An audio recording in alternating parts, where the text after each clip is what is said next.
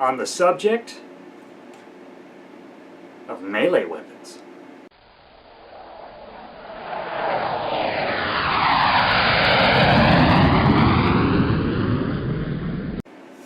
Hi everybody, Ray from 28 Left Productions, and today we're going to go over a couple of basic tips and tricks to do while meleeing in a Nerf battle. Okay, I know this is a real steel Morningstar, but the point is going to come across regardless. Just think of this as a fake one, even though it is 100% real.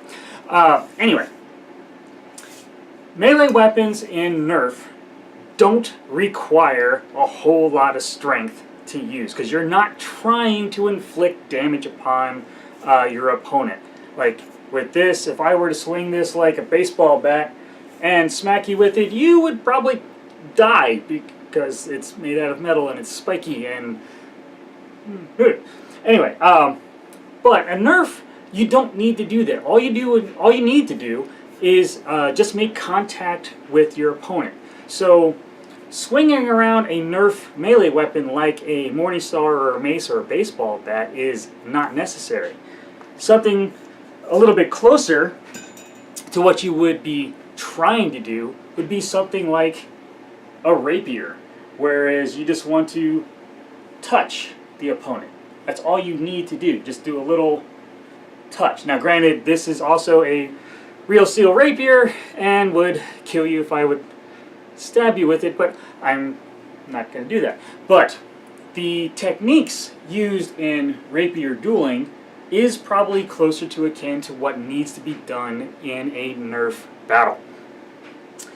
So, that being said, the way to think of Nerf melee combat is kind of like fighting with a lightsaber.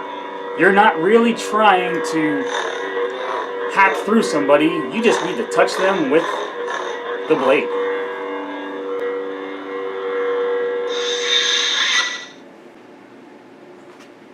Nerf boffer weapons. Look at that. Hey, something that's not gonna hurt anybody. Anyway,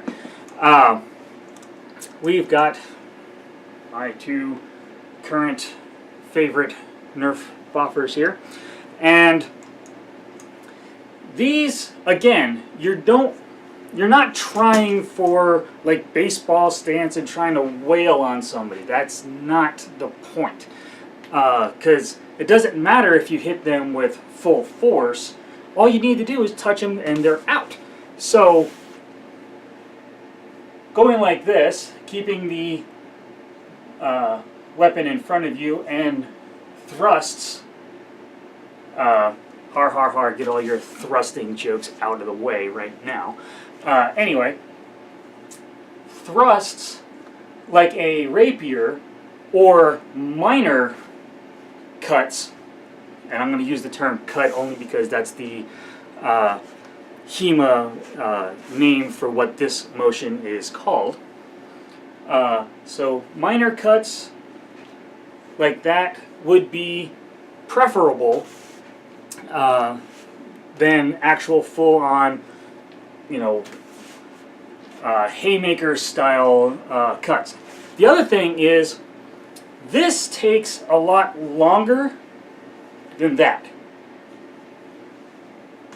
So if you can actually beat your opponent to the attack versus them trying to do something big like that, you win.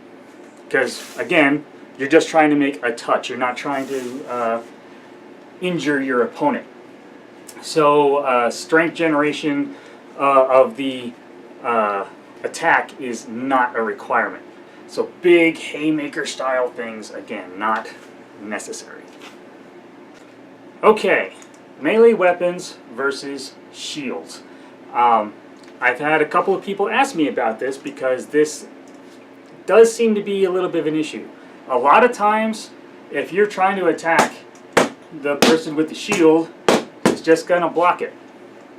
Well, there's like 2 or 3 different tricks and tips that you can do to defeat shields. First, make them play ping pong. This is a term that I've coined, about a decade ago. and that is you attack high, forcing them to raise their shield. Now with the shield up in this position, I can't see.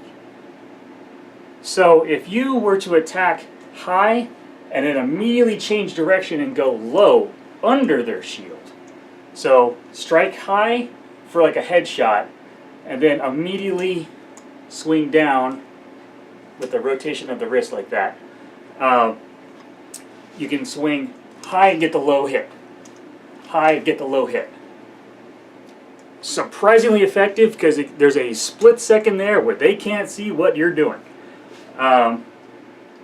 You can also do the triple hit, which is a little bit of practice involved in this one, but it involves swinging high, going low, and then going high again.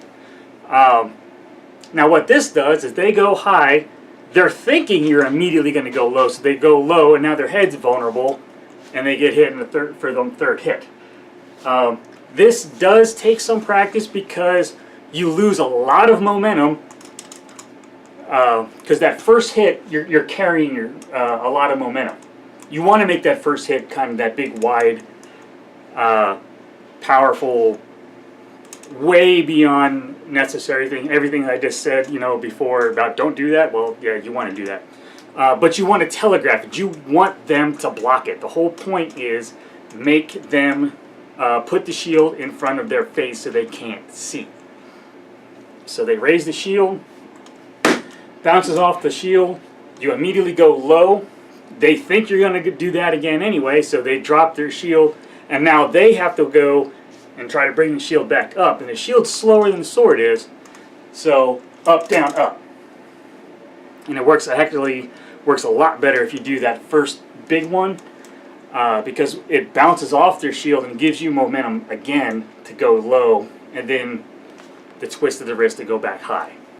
Another thing with melee weapons, keep the melee weapon, if the only thing you have is a melee weapon. If you have a sidearm with you, then this kind of doesn't apply, but if the only thing you have is a melee weapon, keep the melee weapon in front of you as much as possible. Doing all those other HEMA stances and stuff, like the roof stance, the I don't know what this one's called, all those other stances are not that necessary, because these stances are meant for power generation, and you don't really need that in Nerf Melee. So keep the melee weapon in front of you as much as possible. This is going to help deflect their attacks as much as possible. You don't have to move very far, like bam, bam, bam. And the other thing is, if I got the melee weapon out here, especially if I do that, it's difficult to tell from your perspective of just how far that actually is. Where is the end of the weapon? Is it 2 feet in front of me, 3 feet in front of me, 4 feet in front of me? And from here, it's not hard to give an extra thrust for the attack. Okay, melee attachments to blasters. So for the example of the axe head bayonet that I got here, these should not in any way, circumstance, should not ever be swung with force. There's a lot of mass in the blaster, so yeah, this is foam. This isn't going to hurt you, but all that extra mass is going to make a heck of a hit. And if you don't directly connect with the foam part, say I hit you with this, that's aluminum. If I smack you with a piece of aluminum, you're really not going to like it. So I would highly, highly, highly recommend not swinging these with any real force. The main function of this is if you happen to be really close and you don't want to fire one more round, maybe saving ammo, maybe you're out of ammo, but like if you can touch them just by pap, or you snuck up behind them where they don't know that you're there, they're looking the other way, you walk up behind them and tap, That way you don't have to spin up the motor so they hear that you're coming. You can get that one free hit. That's scenario, that's fine. I don't have an issue with that. But yeah, do not swing these things like a Paul Bunyan axe or whatever. And I know Nerf does make a couple attachments that kind of want people to do that, but please don't. Because hitting somebody with the blaster, even if they don't have aluminum on there, that's still really going to hurt. Well, that's the end of the video. So go ahead and hit this button over here, because that's a video YouTube thinks you're going to want to watch.